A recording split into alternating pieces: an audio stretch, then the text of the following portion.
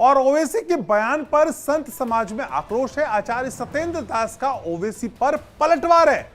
मंदिर पर भड़काने वालों का बनेगा कब्रिस्तान। पहले मंदिर तोड़कर मस्जिद बनाए गए सत्येंद्र दास ने कहा, यहां अब मुगलों का शासन नहीं है। सत्येंद्र दास कहते हुए नजर आए हैं। आचार्य सत्येंद्र दास का ओवैसी पर बड़ा पलटवार देखने को मिला। उन्होंने कहा कि मंदिर पर भड़काने वालों का कब्रिस्तान बनेगा। पहले मंदिर तोड़कर मस्जिद बनाई गई, यहाँ अब मुगलों का शासन नहीं है और नहीं रहने वाला। सत्येंद्र दास की ओर से ये बड़ा बयान दिया गया है।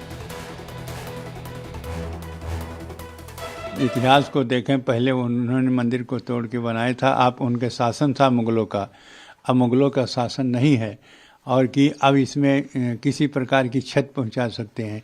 जो क्षत पहुंचाया जाएगा वो सीधे जाएगा कब्रिस्तान में।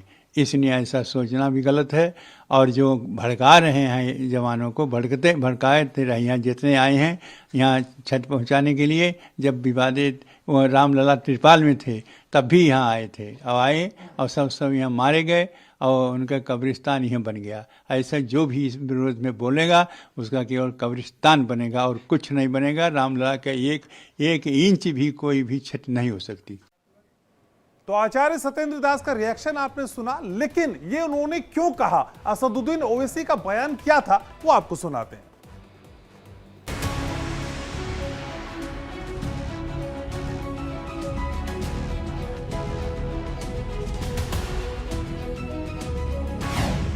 मुस्लिम मोदी के साथ ओवैसी हुए बर्बाद। मुसलमान बरसाए फूल, ओवैसी को नहीं कबूल। राम के नाम ओवैसी ने खोजा भड़काऊ काम। हिंदू बांट रहे अक्षत, ओवैसी बांट रहे नफरत। 22 जनवरी को राम मंदिर में रामलला की प्राण प्रतिष्ठा है। राम की नगरी अयोध्या में समारोह की तैयारियां जोरों पर है।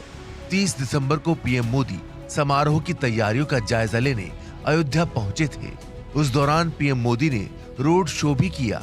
रोड शो में जो नजारा देखने को मिला वो बेहद सुकून देने वाला था, जहां बाबरी मस्जिद के पक्षकार इकबाल अंसारी ने पीएम मोदी पर पुष्प वर्षा की। मुस्लिम होते हुए भी इकबाल अंसारी ने अयोध्या में विवादित भूमि पर प्रभु श्री राम की ही जन्मस्थली है इस सत्यता को स्वीकार किया।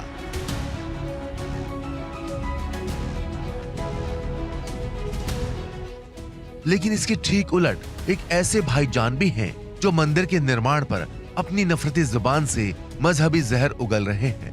भाईजान को यह भी गंवारा नहीं कि कोई मुस्लिम पीएम मोदी का इस तरह इस्तकबाल करे। वो भाईजान है AIMIM के अध्यक्ष असदुद्दीन ओवैसी।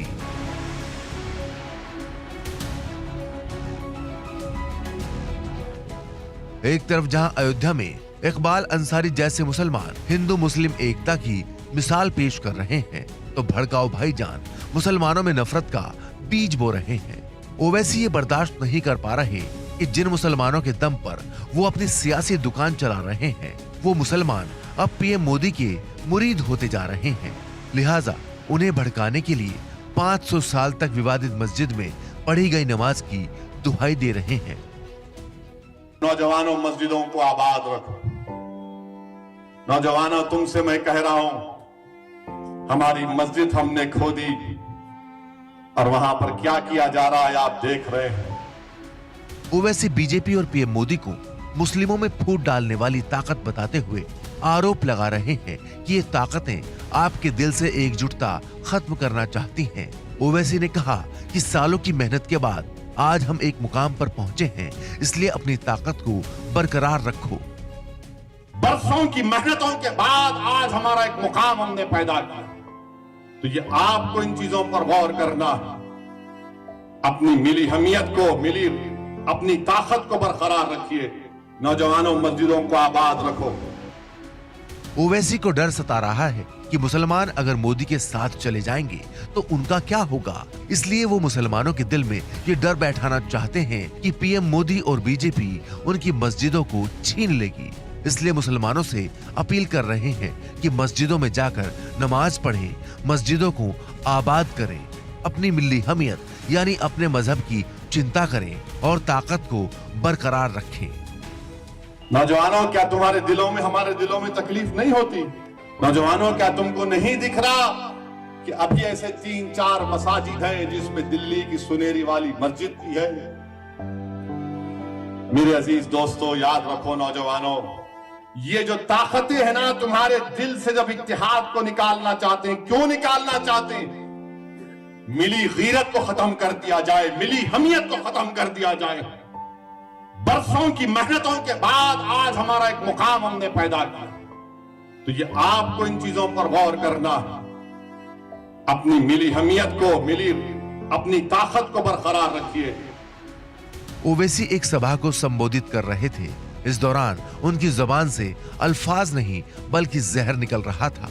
वो किसी भी तरह बस बीजेपी और पीएम मोदी के खिलाफ मुसलमानों के दिल में नफरत पैदा करना चाहते हैं, इसलिए वो जगह जगह नफरत के बीज फैला रहे हैं।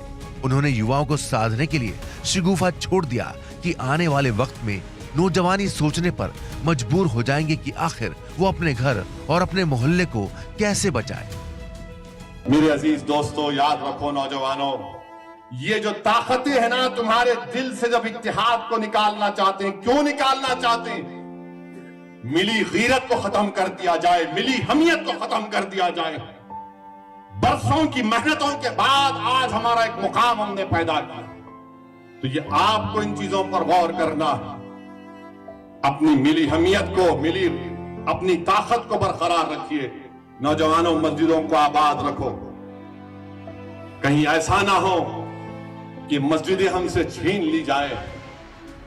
उधर बीजेपी ने ओवैसी के जहरीले बयान को हिंदुओं के प्रति द्रोह की भावना दिखाने वाला बताया। बीजेपी का कहना है कि अयोध्या में राम मंदिर का निर्माण पूरी तरह संवैधानिक व्यवस्था के अधीन हो रहा है। साथ ही सर्वोच्च न्यायालय के फैसले के आधार पर श्री राम जन्मस्थान हिंदुओं को सौंपा गया है। आपको बता दें कि इससे पहले भी जब दिल्ली स्थित सुनहरी मस्जिद को हटाने के प्रस्ताव पर एनडीएमसी ने लोगों से राय मांगी थी, तब भी ओवैसी ने इसे आर्टिकल 25 का उल्लंघन करार दिया था। अब अयोध्या में होने वाली प्राण प्रतिष्ठा से पहले ओवैसी पूछ रहे हैं कि बीजेपी और नरेंद्र मोदी सरकार को आखिर मुसलमानों से इतनी नफरत क्यों है? उन्हें मस्जिदों से नफरत क्यों है? क्यों मस्जिदों से आने वाली आवाज से नफरत है? यानी भड़काऊ भाईजान को रास नहीं आ रहा कि मुसलमान बीजेपी या पीएम मोदी के साथ जा रहे हैं। उनसे बर्दाश्त नहीं हो रहा कि कभी बाबरी मस्जिद के पक्षकार रहे इकबाल अंसारी ने मोदी पर फूल क्यों बरसाए। Bureau report, India daily live.